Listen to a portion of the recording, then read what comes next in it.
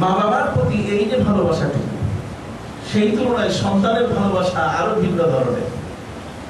সন্তানের জন্য আমরা জমি লিখে দিয়ে যাই, ফ্ল্যাট কিনে দিয়ে যাই। সন্তানের ভালোবাসার জন্য তার লেখাপড়া হওয়া থেকে নিয়ে সেই পৃথিবীতে যেন একজন বড় মাপের কিছু হয়। এজন্য বাবা যদি বকলম হন, বাবা যদি চাষি হন, বাবা যদি কৃষাণ হন, জমিন চাষ করে তিনি কোনোমতেই দিন কালাতে ভাগ করছেন, তাহলে সম্মানিত শুধু সেখানেও একজন বাবা কখনো তার সন্তানকে বড় হওয়ার ক্ষেত্রে হিংসা করে না, বরং বাবা চান আমার ছেলে ডক্টর হোক, ইঞ্জিনিয়ার হোক, ব্যারিস্টার হোক। চাই কিনা বলো? সম্মানিত শুধু ঠিক এমনি করে সন্তানের প্রতি যেমন ভালোবাসা থাকে মা বাবার, সন্তানেরও এমন ভাবে মা বাবার প্রতি কি থাকে? ভালোবাসা থাকে। এই ভালোবাসাগুলো এমন যেগুলোকে ছোট করে দেখার কোনো সুযোগ নাই। এবং আপনি অবাক হয়ে যাবেন, এই পৃথিবীর মধ্যে এই ভালোবাসাকে ধরে রাখার জন্য আমরা যারা সন্তান হিসেবে বাবার ঘরে বাস করি, সেখানে ওই বাবা যদি সামান্যতম কখনো কোনো অসুস্থতায় ভোগেন, তখন আমরা বসে থাকি না, আমরা ডাক্তারের কাছে চলে যাই, দৌড়িয়ে গিয়ে ডাক্তার এনে মা বাবার চিকিৎসা করে তাদেরকে সুস্থ করার জন্য আমরা চেষ্টা করি। ঠিক এমনি করে পৃথিবীতে আল্লাহ রাব্বুল আলামিন স্বামী এবং স্ত্রীর মধ্যে বিশাল ভালোবাসা তৈরি করে দিয়েছেন। ওয়ামিন আয়াতিহি আন খালাকা লাকুম মিন আনফুসিকুম আজওয়াজান লিতাসকুনু ইলাইহা ওয়া জাআলা বাইনাকুম মাওয়াদ্দাতাও ওয়া রাহমা। স্বামী এবং স্ত্রীর মধ্যে পারস্পরিক এই ভালোবাসা, এটা যদি কোনো কারণে কাটা হয়ে যায়, তখন এই জীবনের মধ্যে সবচেয়ে বড় অশান্তি সৃষ্টি হয়। আমার রাসূল সাল্লাল্লাহু আলাইহি ওয়াসাল্লাম বলেছেন, আদ-দুনিয়া মাতাউন ওয়া খায়রু মাতাইদ দুনিয়া আল-মারআতুস সালিহা। এই পৃথিবীতে শান্তির যতগুলো সামগ্রী আছে, শান্তি পাওয়ার জন্য যতগুলো মাধ্যম আছে, তার চেয়ে জগতের মধ্যে একজন নেককার স্ত্রী, একজন সতী মহিলা, একজন ন্যায়পরায়ণ মহিলার মূল্য অনেক বড়। সে তার নিজের স্বামীর ঘরকে জান্নাতের ঘর তৈরি করতে পারে। সুবহানাল্লাহ।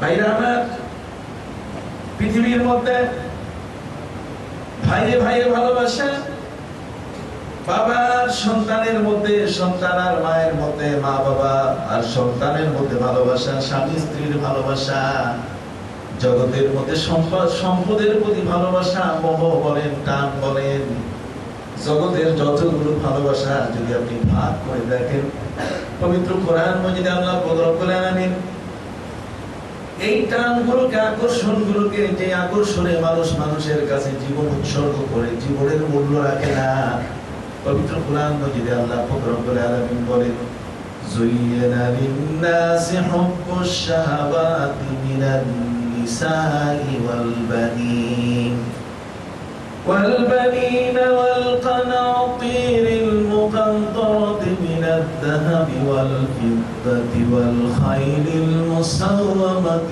والأنعام والحرث ذلك متاع الحياة الدنيا والله عنده حسن المآب। এই পৃথিবীর মধ্যে একজন পুরুষের চাহিদা, একজন নারী প্রয়োজন, নারীর প্রয়োজন। তার জীবনের মধ্যে সৃষ্টি হলে দুজনের মধ্যে একটা ভালোবাসা তৈরি হয়। এরপরে সন্তান যখন জগতে আসে, তখন তার সাথে একটা ভালোবাসা তৈরি হয়। মানুষ চায় তার জীবনকে পরিপূর্ণ করতে, আর ওই জীবনকে পরিপূর্ণ করতে গিয়ে স্ত্রীর পরে সন্তান চায়, আর সন্তানের পরে তখন মানুষের মধ্যে চলে আসে সম্পদ চাই। এগুলো একটার পরে একটা যখন মানুষের মধ্যে চলে আসে, এরপর ল্যান্ড প্রপার্টি চাই। নারী হয়েছে যখন, তখন বাড়ি দরকার, বাড়ি হলে তখন গাড়ি দরকার। এক একটি দিকে লোভ বলেন, লালসা বলেন তৈরি হয়, আর এর ফাঁকে মানুষের মধ্যে একে অপরের মধ্যে একটা আকর্ষণ তৈরি হয়, ভালোবাসাও তৈরি হয়। আর ওই ভালোবাসাটা এত বেশি হয়ে যায় কখনো কখনো যে মানুষ তার নিজের স্ত্রীর জন্য, সন্তানের জন্য, মা বাবার জন্য, তার সম্পদের জন্য জীবন দেয় কিনা? যারা বলেন তাই কিনা? পৃথিবীর মধ্যে যতগুলো মামলা কোর্টে উঠেছে, আদালতে উঠেছে, বিশেষ করে আমার বাংলাদেশে যদি আপনি খোঁজ নেন, তাহলে দেখবেন অধিকাংশ মামলা আপনি খুঁজে পাবেন জমি জমা এই সমস্ত এই কন্দল, কে কাকে ঠকাইছে, কে কার আয় ঠেলছে, এইগুলো বিষয়ের উপরে দেখা যায় অনেক বেশি। তার মানে জগতের মধ্যে সম্পদের লোভ মোহ, সম্পদের প্রতি মানুষের ভালোবাসা এত বেশি। পবিত্র কোরআন মজিদের জন্য আল্লাহ পাক রব্বুল আলামিন বলছেন যে তাকে পাওয়ার জন্য একজন ইমানদার ব্যক্তির প্রথম পরিচয় হলো যে সে তার সম্পদ দিয়ে আল্লাহর কাছে সারেন্ডার করবে যে প্রভু আমি আমার জীবনের চেয়ে আমার সম্পদকে ভালোবাসি, এটা যেন কখনো প্রমাণিত না হয়, বরং সম্পদের চেয়ে তোমাকে বেশি ভালোবাসি। যেরকম সুবহানাল্লাহ। জগতের মধ্যে যতগুলো এই ধরনের আকর্ষণ রয়েছে, সে আকর্ষণগুলোর কারণে পৃথিবীতে মানুষ তার জীবনকে উৎসর্গিত করে। কখনো নারীকে পাওয়ার জন্য নারীর ভালোবাসায় জীবনকে এমন উৎসর্গিত করে, বাড়ি ছাড়ে, ঘর ছাড়ে, সবকিছু ছেড়ে দেয়। সন্তান নাই ঘরে, সেই সন্তানকে পাওয়ার জন্য কত পীর অলির দরবারে যায়, কত তাবিজ, কত কিছু দেওয়ার জন্য রওনা করে। সম্মানিত শুধু ঠিক এমনি করে যতগুলো বিষয় বলুন না কেন, প্রত্যেকটার মধ্যে যেমন আকর্ষণ আছে তেমন আছে বিকর্ষণ।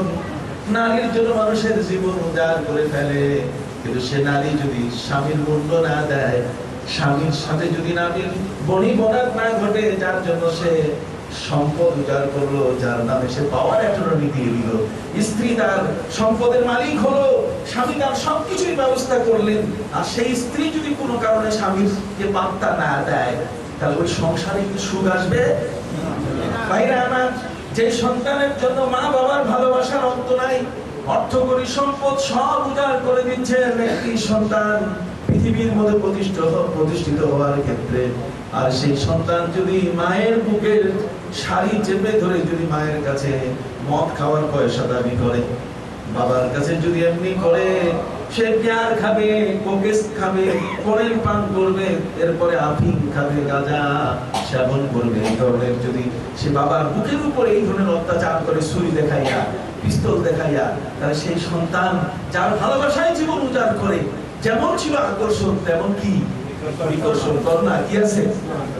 ভাইরা আমার, এই পৃথিবীর মধ্যে যতগুলো ভালোবাসা বলেন না কেন, প্রত্যেকটা ভালোবাসার মধ্যে যেমন আছে আকর্ষণ তেমন আছে কি বিকর্ষণ।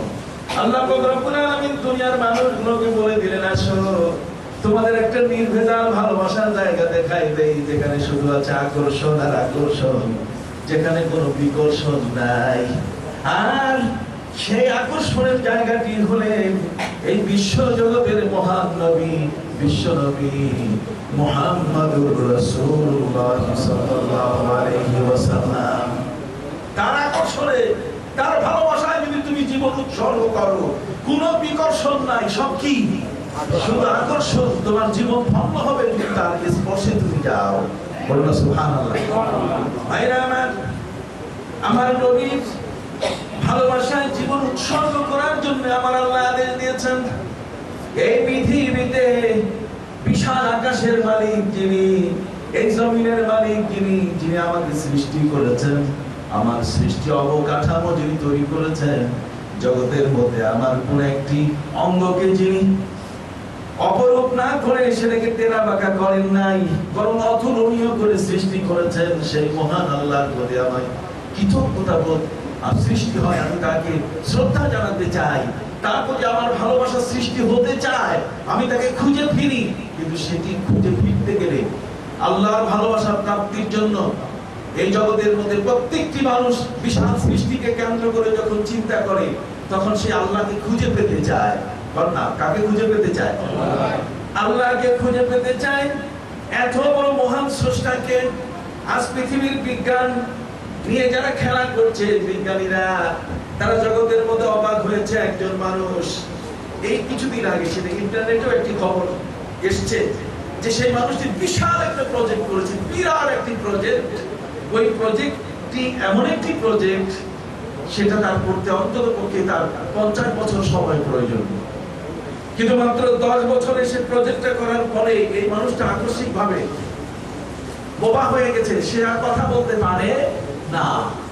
সে তার প্রজেক্টের পরবর্তী পদ্ধতি কি হবে, সে প্রজেক্টটাকে কিভাবে সে তুলে আনবে, এটাকে সমাপ্ত করবে কিভাবে, এই সব চিন্তা তার মগজের মধ্যে ছিল।